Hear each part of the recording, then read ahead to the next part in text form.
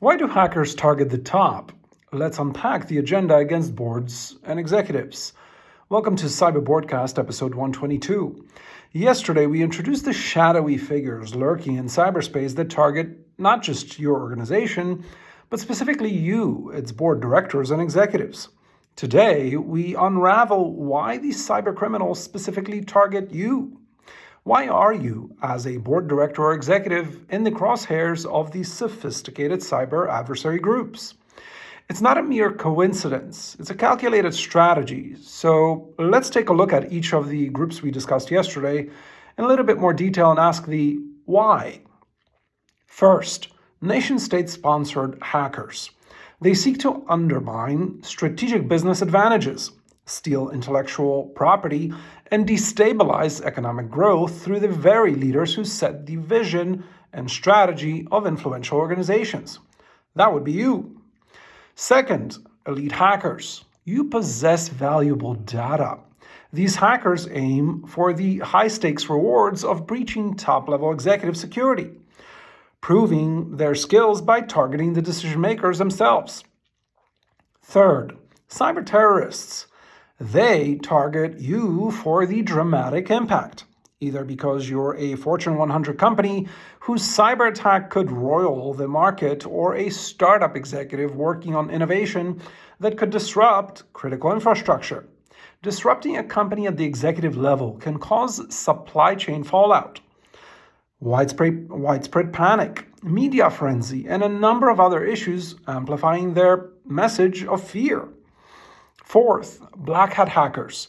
Personal gain is their game, and where better to find it than at the top tier? Executives often have access to the most sensitive company data and personal wealth. So do board directors. Fifth, organized cybercriminal gangs. Your corporate influence is a lucrative target for extortion, ransom, and high-profile fraud, offering these gangs a significant payday. Finally, sixth, social engineering hackers. As leaders, your actions set a precedent. By manipulating or impersonating you, these hackers can cascade vulnerabilities throughout the organization. And remember, these 6 groups are just 6 out of at least 18 targeting board directors and C-suite executives. So what's your action plan? First, risk awareness, training, and education from the board down. Implement comprehensive programs educating you on your specific risks posed by these and the other groups we alluded to yesterday, tailored to the unique vulnerabilities of executive and board levels. Second, strategic cyber defense. Involve yourself in strategic discussions on cybersecurity, ensuring a top-down approach that aligns with the nuanced threats you face, embedding these into the very fabric of your by division, by board committee, and organization-wide strategy and execution. Third, regular threat assessments. Schedule frequent and thorough cybersecurity assessments specifically for the board and C-suite, ensuring you're always ahead of the curve. Specifically the threat curve.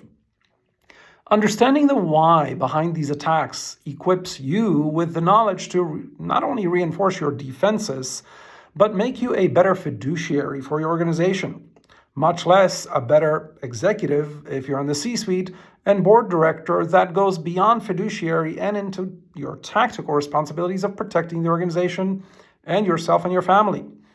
Join us tomorrow as we dive further into each of these groups so you learn how you must counter these specific threats aimed at corporate leadership. This is Andrei Setnarski with Cyber Broadcast by CyberNation Central, fortifying the front lines of corporate governance with cutting-edge cyber defense tactics. Stay alert, stay knowledgeable, and fortify your position in the cyber battleground.